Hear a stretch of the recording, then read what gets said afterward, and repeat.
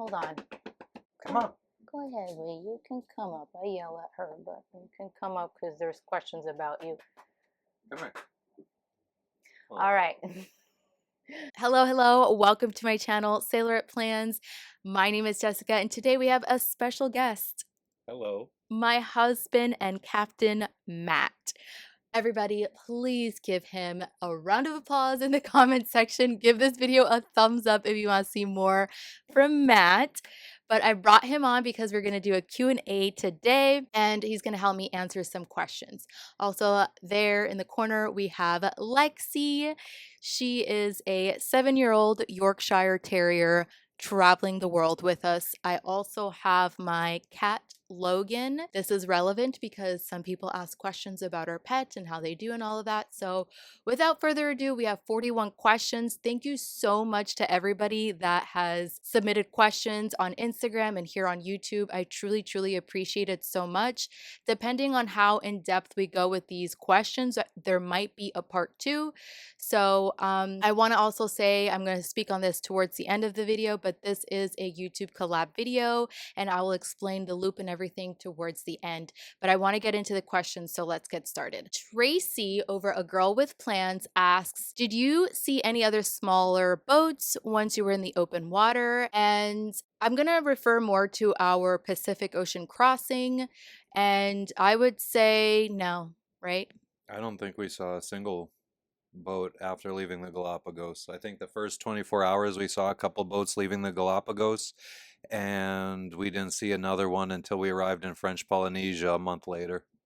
Yeah, it was absolutely insane. So much ocean and not a single soul out there. I mean, we know there were other sailors also crossing the Pacific. It wasn't just us. We weren't the only soul boat like crossing at the time that we were, but we were one of the very few going super far south from where everybody else is going. Is that's latitude? Yes. Okay, just making sure. That's why he's here, you guys. Captain. So Tracy's second question is, were y'all fishing for food or did you stock up beforehand? And I tried fishing. I only caught one tuna and we ended up finding some parasites inside, so we ended up having to throw it away. I've never really been a fisher in my life. I did buy some fishing rods after we bought the boat, and I have caught a couple fish since sailing, but on our Pacific crossing, we unfortunately were not able to eat any fish. Unfortunately for her, fortunate for me. yes, I do love seafood, but it's also really messy fishing while also sailing. I have to do the cleanup and it's not fun. To say the least. So yes, we also did stock up heavily before coming here to French Polynesia, just because we knew that there would be some areas of food scarcity, and a lot of these places rely on a ship, a cargo ship, to bring in their food and fresh foods and stuff, and it's also crazy insanely expensive. The most expensive we have ever experienced, more expensive than Bahamas itself. So we did try to stock up as best as we could, but I think, I don't know, maybe we probably could have done better in stocking up. We have a lot of canned foods and freeze-dried foods. I mean, we're 3 months in and we still have food that we bought in Panama. So I wouldn't say we did a bad job at stocking up. We could have done better. You could always have more. Yeah. But I mean, we didn't go hungry, that's for damn sure. No. So next question is from Nicole, Inspire Design Gallery. She asks, so many questions. I wish that you would have like asked all the questions, Nicole. But one of them is, how did we get started? That's quite the story. I mean, I guess Yeah. it's not really too long of a story. Yeah. I read a book, God, 12 years ago, maybe 10, 12 years ago. It was called Maiden Voyage, I have yet to read it. and it was about a girl who turned 18 and her father had saved up money for her to either go to college or buy a boat and sail around the world. And she chose the boat, and that started a dream that's been 12 years in the making. And we both got transfers with our job. We moved down to Florida and From started looking Pennsylvania, because we're from Pennsylvania. Yeah. Hey, Gail. So yeah, we transferred down to Florida with our jobs. We started working towards a boat. We bought a boat, lost it in a hurricane, got a second boat, and here we are. Yeah, this is our second boat. This is actually a 10-foot upgrade from the first one, and it's still too small, you guys.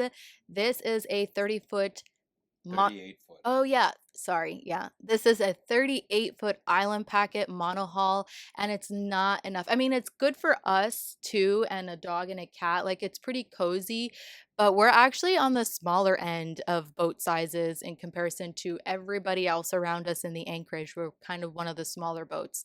And also living on here, there's like stuff everywhere. Like, there's not enough space, you know. Yeah, we probably do carry a little bit too much, but also there's not enough space. Okay, moving on. So, how did you make it work financially? I feel like I'm just being interviewed here. Okay, because I mean, how do we make it work financially? Because some of these questions I feel like he is way better at answering. And like, we got jobs, we got promoted at, well, we were working, right? We were from Pennsylvania, we transferred to Florida, and like he said, and then we got promoted, and then eventually ended up leading to quitting our jobs, and he made his own business. I won't say what it is, but it's no longer a business. We had to shut it down actually last year. So currently we are living off of savings. Nobody is working or anything at the moment. That will soon have to change, within the next year or so, depending what our funds look like after French Polynesia. But yeah, he owned his business and that lasted a few years, and that's how we're making it work financially. We worked our butts off a decade, I would say, to make this a reality. It wasn't something that, spur of the moment type thing. This has been a work in progress. Yeah, and I think that even if we didn't get promoted in our jobs, like if we were making $15.50 an hour, we still would have made this dream possible. I mean, maybe the boat would have been a little bit smaller, or maybe it would have had a little bit less amenities, but it's definitely doable on any type of budget. There's boats out there for everybody, and it's an exciting lifestyle to get into. Definitely. Very exciting. Keeps you on your toes. We had a little mishap this morning, actually. So the anchor dragging, but that's for another time. Um, okay, so Jasmine at Jasmine.Plans asks, is life much cheaper living on the sailboat? And I would say in some ways it is, and in some ways it isn't. So you can live for free. Being on the hook, as we call it, living on anchor is free. Wherever you go, in whichever country you go, it is free. However, when things break, which things constantly break because when you're sailing, a lot of things are under tension. And so over time, with tension and stress, things naturally break. I mean, that's just how it goes. So whenever you need to replace those items or fix them, it can be quite expensive. And also, depending on what you get out of sailing, like if you want to do all the touristy things, you want to go every little place and explore every little bit, then yeah, it could also be really expensive. So for us, we say this isn't like a vacation. We don't say we're on vacation. We say it's a lifestyle for that purpose. Like, we don't do all of the touristy things. There's just no way that we can actually do that.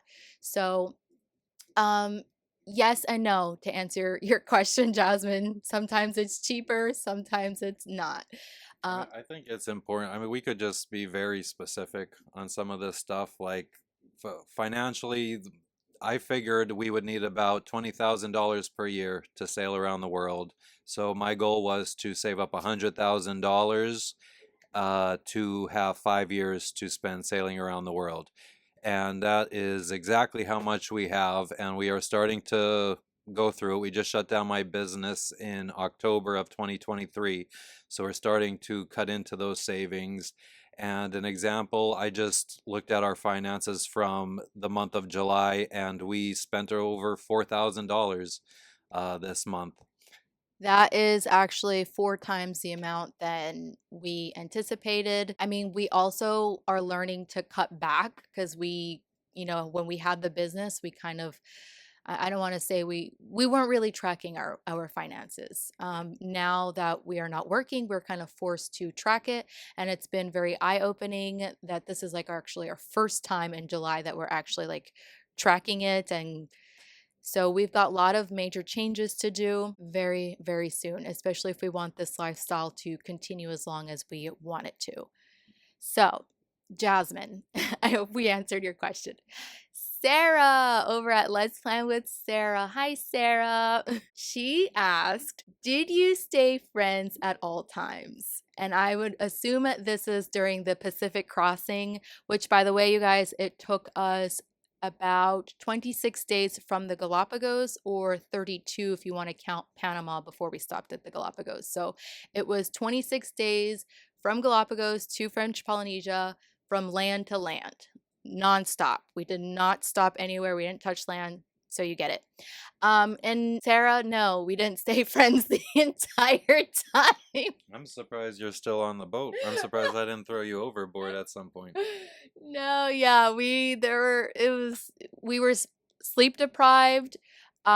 We probably were a little bit malnourished as well. We were taking vitamins and stuff like that, but I mean, sleep deprivation over an extended period of time will get to anybody, and stress and also conditions. Sometimes it wasn't nice sailing or favorable sailing conditions, or the seas were sloppy and confused, and it just also played a lot in our moods and morale. Even within a 24-hour period, like our moods would severely fluctuate depending on what was going on, like condition wise. So but we always, you know, I mean, say, we've been together for 12 years, yeah. so I mean, We always, you know, reflect eventually and apologize. So we're still together. yeah. He's joking, you guys. I hope you know he's a ball buster. Okay. Christina over at Mama Too Strong asks, Do you ever get in the water? oh yeah, do you ever get in the water? And he did. That was one of, oh, sorry. He did actually. That was like one of his like bucket list items. In the middle of the Pacific Ocean, we just like, on a day that was kind of calm, like flat, he jumped in the water. Yeah. And I actually have a video of that on our, like, I made a little reel about it on our sailing Instagram. It's just SV_circuitous if you're interested. I don't post too much, but I'm trying. But yes, we did get in the water, or he did. I didn't. You're not going to catch me dead. From Christina, how do your pets like being abroad or Aboard. aboard? They do well. I mean, look at this. Lexi is kind of like likes to be close to me while we're sailing. She is the best companion, sailing companion ever. She's super, super tiny and the most perfect, yeah, sailing companion. And yeah, she does well. She doesn't throw up, she doesn't get seasick or anything like that. Her only issue is the potty. Naturally, you know, when you're sailing, there's a lot of motion and it's scary. It's scary. So it's a little tough for her to do number 2 specifically. So work in progress. The cat does get seasick. He has done the best we have ever experienced, like on this Pacific crossing. He only threw up once. So yeah, he does very well. He just hunkers down. He has little corners on the boat where he, you know, feels safe in, and he wedges himself in there, and he's sleeps for most of the time. So thank you for asking that question, Christina. So now moving on to Melissa's question from Sweet Dreams of, what? There's a birdie. Oh goodness, I shouldn't have said anything. You shouldn't have pointed it out. So Melissa from Sweet Dreams of Paris asks several questions. Number 1 being, how long do you plan on sailing? And the original plan was 5 years. We're technically 3 years into it. We would like to go another 5 years. on paper. But honestly, I don't know. However long the money lasts, if we're able to get get a job, an online job or something. But sailing is tough, and sailing the ocean Expensive. is also kind of ends up being expensive in the long run. Yeah. With doing all of the maintenance and preparations. And so I would personally be super, super satisfied if we stopped next year in New Zealand or Australia and see where the future takes us from there. So that's potentially anywhere between 1.5 to 5 years of sailing. To answer your question, Melissa, your second question is it ever scary, like large swells or waves or tropical storms? We have never been in any kind of tropical storm conditions, just to throw that out there. We have experienced the largest waves and swells that I've ever experienced in my life, and that was crossing the Pacific Ocean, kind of like halfway between Galapagos and Panama, just like out in the middle. I think I would safely say there were like 15-foot waves. I'll have what it is in meters here. Sorry. Like 5. 5 meters, 15. Yeah, everywhere else uses, meters and Americans don't. So I feel like Dumb Americans. he's joking. He's joking. So, yes, I get scared all the time. I'm stressed and scared all the time. And I just overthink about all the things. Like, I always think about what if there's something out in the ocean that we can't see, especially at night? Like, it's literally pitch black at night. And I think, well, what if there's a container from a cargo ship that's like, half sunken and we like hit it, and then of course we're sailing so we can't see it, and we hit it and there's like it's like Titanic, you know what I mean? So I always think about that. Or a whale. I think about that as well. So there are some factors that we cannot prevent. And that scares me, but we do try to prepare as best we can for every single time we go into open waters. So your third question, Melissa, is what is your dream destination? And I would proudly say that this was always the dream destination here in French Polynesia. Whenever you think about, or whenever we thought about sailing, in case you were saying something. Whenever we thought about sailing, we always thought about French Polynesia. Well, we also thought like Bahamas as well, but actually Bahamas was slightly like a letdown because it wasn't this. It was just very crowded. Yeah, and Tahiti, currently where we are now in the Papeete, which is the capital of French Polynesia, this anchorage is the most crowded and it's a bit stressful. But this is the dream destination. So honestly, I'm proud of us. Yeah. Yeah. It's been beautiful. Yeah. And the last question is, how do you get internet out there? Well, I mean, I don't know if you want to take video, but we have Starlink internet. So Elon Musk and SpaceX have been shooting up satellites into the sky to make affordable internet worldwide available. So yeah, that's what we've been using. It's about $130 per month. If we go offshore, we have to pay $2 per gigabyte. And it's been working out. The speeds are great. I mean, you could play video games if you wanted to, download movies, stream movies, whatever you want to do, no problems. And outages, we've only seen maybe 15 to 30-minute outages every once in a while. So like we pretty much have internet whenever we need it. Which is a little bit more expensive, but we can have internet out in the open ocean. Like we had internet literally the entire time while sailing the Pacific Ocean. We just use it a little bit more sparingly because, like I said, it's very expensive. So that was all of Sweet Dreams of Paris, Melissa's questions. So disclaimer, it is the Paris Olympics and part of it is being held here in Tahiti, specifically the surfing portion. So people are partying out there. They're in a tiki hut drinking. It's like one of those motor tiki hut situations. Maybe I'll pop a screenshot here or a video of what that looks like. But from here on out, I think I'm gonna do a part 2 to this video because there's so many questions, and I don't want this video to be like super long as it is. So I'm just gonna answer a few more questions, and then stay tuned for part 2 next month. It'll also be a part of the YouTube collab video. So I think it's like water themed. So I know that Edwina's question from underscore the butterfly pages underscore, my good friend, hey, asks, when slash why did you start this journey, and are you planning to move back on land? Living on land. Living on land, back to living on land. When did we start this journey? Well, we started the journey, I would say we bought our first boat in 2016. We bought our current boat in 2020. So, I mean, the actual full-time sailing started in 2021. So, we've been full-time cruising now for about 3 years. Do we plan on living on land again?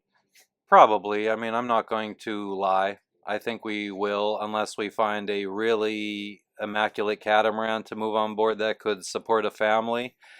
That's the only way I could see us spending the rest of our lives on a boat. Yes, because I think I've shared this once before, but we are I what? forgot that I wasn't looking at the Oh, camera the whole time I was talking. oh, Sorry. we'll forgive him. I was reading the laptop and the question. So yes, it's we've shared this, or I've shared this at least once before on my channel. We are looking to start a family, and that's also kind of like a little, I feel a little bit like pressured, not pressured, but you know, there's a time clock, right? You know, us women have time clocks, so I'm reaching that. So would love a bigger boat, or potentially live on land to start and raise a family. So thank you, Edwina, for answering or asking that question. So next, Sin, I know you've asked so many questions, girl. They're gonna be on the next video. So Sin from Sinfully Planned, and we'll go on to Gail. Gail wants to know if we have refrigeration and like how do we cook and stuff like that. And yes, Gail, we have a mini kitchen and we can cook. It's a propane stovetop. It has 3 burners. We have a external freezer and external fridge. It's 12 volts. Usually when you see me filming, it's actually on top of my freezer. So it's just all I have to do is open the lid and there's my freezer. So that's why you might hear a little bit of humming in my planning videos, because that's the only place I can film. And cooking, yes, we've got all the cooking gadgets. Like actually behind us, there's a very small portion of cooking gadgets. Just an Instapot and a mixer. Yeah, we have an ice maker. We have so much stuff, you guys, so much stuff. So we can cook and bake, no problem. We have an oven as well. So let me tick that off. And so Kim over at K-Row Designs, I know that you asked, do you have a full kitchen? Also, I would assume you meal plan or prep before sailing. And so we kind of answered your question. It's basically as full as you can get kitchen wise. It's super tiny, but you can cook up a storm in there if you want to. When we go sailing, sometimes we meal prep. For the ocean crossing, we actually didn't do as much meal prepping for the ocean crossing. We just did a lot of cooking almost every day. Oh man, we just got waked. So yeah, I think I answered your question regardless, Kim. And let's answer 2 more questions. So Melanie Cruz, she asked on YouTube, can we work from the sailboat? I hope so. Do you have an online job for me? Let me know. We're looking. We're certainly looking. If you want to hire us, he has business experience and I have logistical and HR experience. So just putting that out there in case anybody wants to hire us. Yeah, and with Starlink, the beauty of that is that we can work remotely. We haven't actually looked for jobs online yet, but we're hoping that we will be able to find something comes next year. KTK1964 here on YouTube. I'll answer one of your questions and the rest will be for the next one. Where do your pets go when y'all get off the boat and go shopping? they don't go anywhere. They stay right here on the boat. And keep each other company. It's true. Technically right now they're not allowed off the boat, but regardless, there's a lot of strays. And as you can tell, Lexi is very, very tiny. And we're afraid that she's going to get mauled. And so we're very, very careful as to where we take her on land. Oh my God, Logan has made an appearance. And he has something to say. Logan, hello.